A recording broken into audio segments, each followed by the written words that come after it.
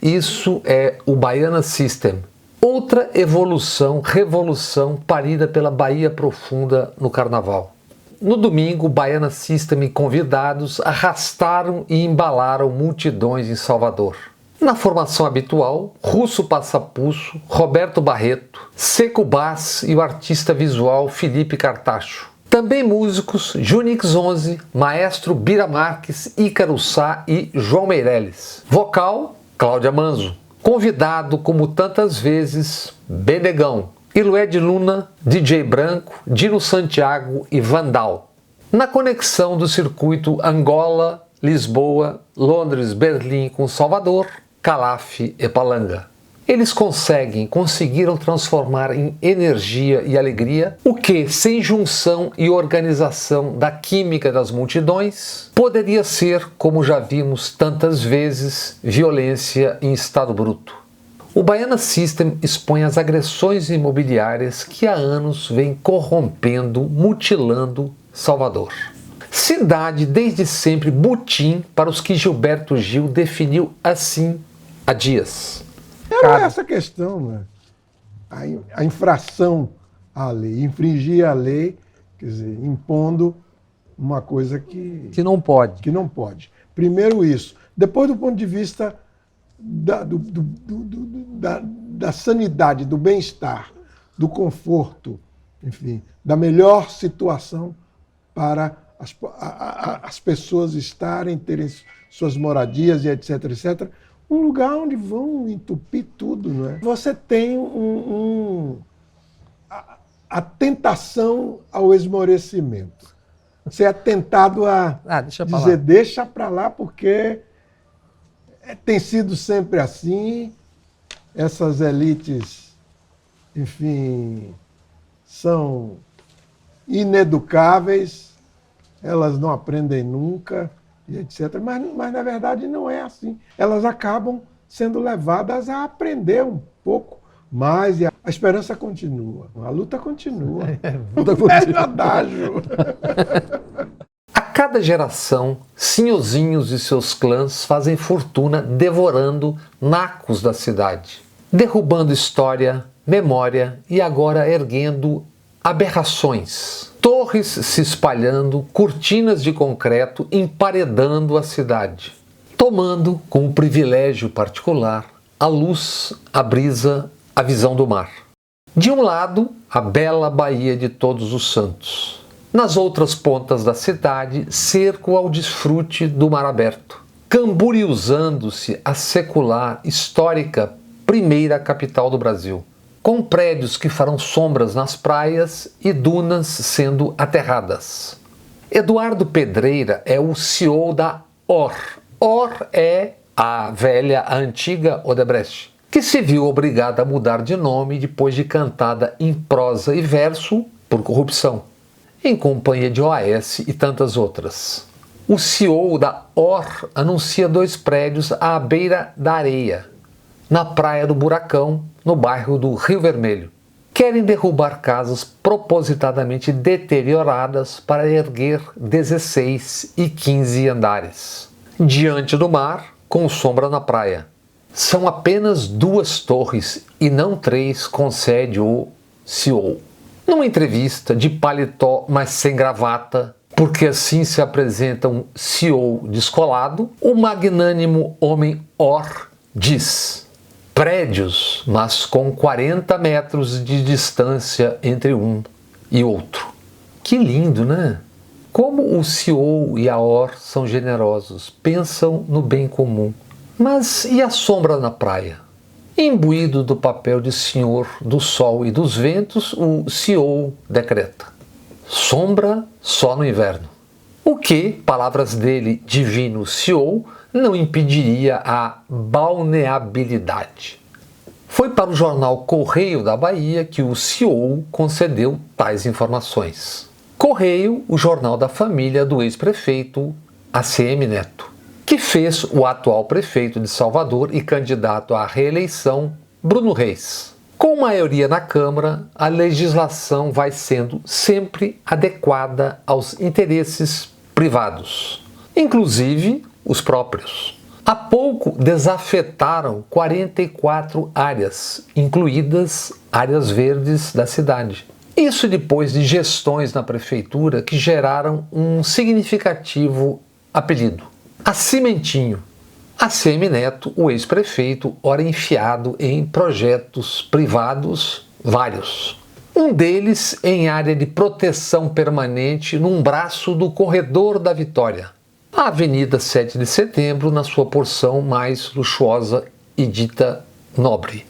Esta área de proteção permanente, uma das desafetadas às vésperas do Natal. Desafetar, no caso, leia-se abrir caminho para as privadas. Nesta área, debruçada na linda Baía de Todos os Santos, a Baía Nada Santa quer meter 39 andares numa rua sem saída. Rua com 9 passos de largura entre uma calçada e a outra. Denúncia a respeito já foi encaminhada ao Ministério Público da Bahia. Pela cidade, tarugos, toletes com 30, 40, até 50 andares. Estas algumas das cicatrizes do ataque imobiliário a Salvador. Ataques ora em voraz aceleração. Num conluio entre prefeitura, boa parte dos vereadores da Câmara Municipal e incorporadoras, construtoras, empresários. Os de sempre. E uma nova geração chamada de Os Menudos, erguendo monumentos ao concreto desconhecido e construindo novas fortunas. É de se imaginar as dificuldades para se enfrentar tanta ferocidade, poder e usura, ganância. Mas nem por isso se deve deixar de perguntar: onde estão os ministérios públicos municipal, estadual, federal e demais órgãos de controle, de preservação? E os ministérios do meio ambiente, cultura e cidades? Nada tem a ver com as óbvias agressões ao meio ambiente, à cultura e à cidade?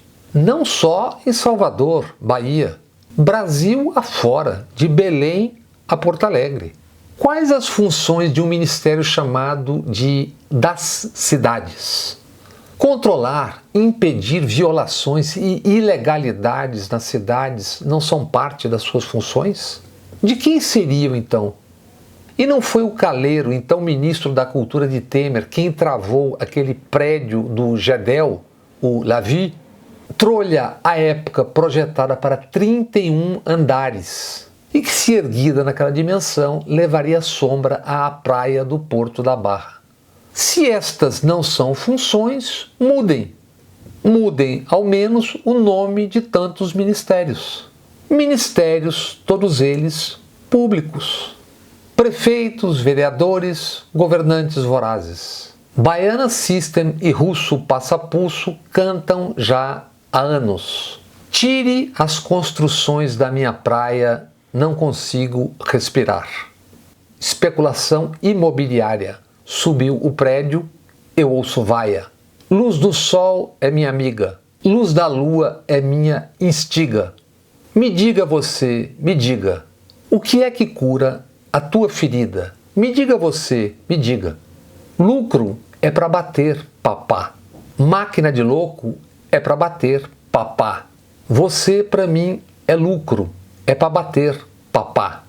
380 anos de escravização e mando ajudam a explicar tanta prepotência. Arrogância, ferocidade, corrupção. As formas de se corromper uma cidade são muitas. De outra parte, temor, submissão, cumplicidades. A mesma ganância e voracidade que vimos ao acordar nesta segunda-feira em São Paulo, por parte do grupo Silvio Santos, que, com medida judicial de urgência, emparedou os arcos no beco ao fundo do Teatro Oficina, mesmo com um tombamento já feito em grau municipal, estadual e federal. Tombamento pelos 3 órgãos de patrimônio, Compresp, Condefat e IFAM. História, memória, cultura, que se danem. Mas experimentem, por exemplo, tocar no Banco Central, no dinheiro grande. Firam algum interesse dessa minimalização ridícula chamada a Faria Lima. Essa entidade onipresente, onisciente, chamada de o mercado. E aí aguentem o berreiro e a pontificação nas manchetes. Por quê? Porque os bancos controlam o noticiário econômico e de negócios no país. Relato da repórter Denise Godoy na revista Piauí. 6 dos 10 maiores, mais importantes veículos sobre economia e negócios na internet são dos bancos. 79% das consultas ao noticiário sobre dinheiro caem em sites cujos donos são os bancos. Neste pré-carnaval, já carnaval, notem o silêncio e ranger de dentes. Na última quinta-feira, o Conselho Monetário Nacional deu um freio de arrumação. Depois de meses de investigação feita pela Comissão de Valores Mobiliários, a CVM, o Conselho Monetário Nacional limitou a emissão dos chamados títulos incentivados, os recebíveis imobiliários, o tal CRI, e os do agronegócio, CRA, e ainda letras de recebíveis imobiliários, LCI, e de crédito do agronegócio, LCA. Papéis, até agora, com isenção de imposto de renda para o investidor. Resumindo o que é sânscrito para os que não somos do ramo. Essas siglas todas embutiam uma intenção inicial: ser fonte de recursos públicos para políticas públicas. Mas se tornaram outra coisa: dinheiro sem imposto de renda.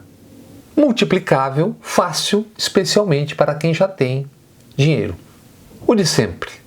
Bancos e seus Faria Limers passarão o carnaval tramando a próxima fantasia. E, a propósito de fantasia, segundo o IBGE, o Brasil tem 579 mil estabelecimentos religiosos. Leia-se igrejas, templos, etc.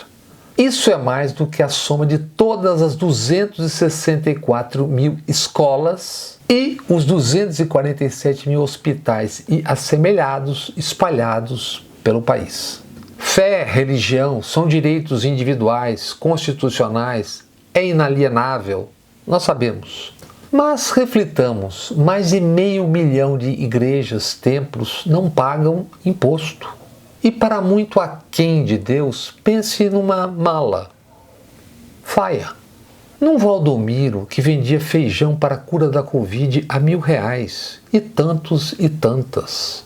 Pense, abra você também o seu negócio, o que inclusive possibilitará novas perspectivas profissionais. Se eleja, junte-se a um dos Bs nas bancadas BBB no Congresso. Afinal, 20% da parcela livre do orçamento do Brasil agora estão nas mãos da Câmara, do Lira, e no Senado, do Pacheco. Mônica de Boll informa no Twitter: nos Estados Unidos, essa parcela livre do orçamento é de 2,4%, 10 vezes menos. Isso começou a decolar em 2014, com o notório Eduardo Cunha, então no comando da Câmara. Arrancaram ali as tais emendas impositivas. Cada parlamentar com direito a milhões em emendas a cada mandato. Já se vivia ali a caça ao impeachment de Dilma. À época, aprovada a anabolização das emendas, manchetes comemorativas. Ou a críticas: Eduardo Cunha derrota o governo. Cunha derrota Dilma. Deu nisso aí. Ano passado, 2023, cada parlamentar pôde apresentar 19,7 milhões em emendas individuais impositivas. E Arthur Lira, claro, segue querendo mais. Lira tem fome. Valor total das emendas ano passado, depois da anabolização: 11,7 bilhões de reais. Governo Bolsonaro, militares, Arthur Lira, bem mais de 40, avançaram. O general Eduardo Ramos era chefe da Secretaria de Governo de Bolsonaro e assinou o célebre, tristemente célebre, orçamento secreto para emendas individuais e de bancadas secretas. Rachuncho tocado por Lira na Câmara e Alcolumbre Pacheco no Senado. Em 3 militarescos e bolsonáricos anos, 53 bilhões no orçamento secreto. Perguntem se alguém sabe o destino final real de tantos e quantos bilhões. Perguntem o que foi ou está sendo investigado pelos ministérios públicos e polícias várias. Tirem suas desconstruções das nossas praias, que são ou deveriam ser de todos e não apenas de alguns e algumas. E tenhamos um ótimo carnaval.